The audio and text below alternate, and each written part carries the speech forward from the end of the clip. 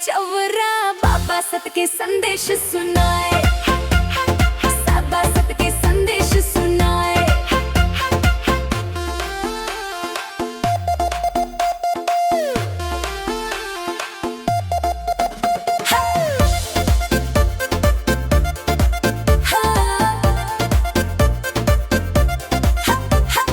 अमृतवाणी सुन के बाबा मिट गए अंधियारा, सत्य ही सा के चमके नवा सितारा।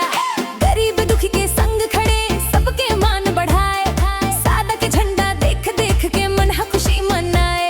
जैत खाम के ऊंचा डारी गगन ला छुवत जाथे, सतनाम के महिमा गावत हर मन के मुस्काथे। गुरु घासी बाबा के रद्दा सबला मंजिल पाए, तोड़ दिए निशानी झंडा बाबा लहर लहर लहारे। सतनाम के गूंज उठे धरती आकाश, बाबा के बताए रद्दा मिलते सबला प्रकाश। सादा के चौरा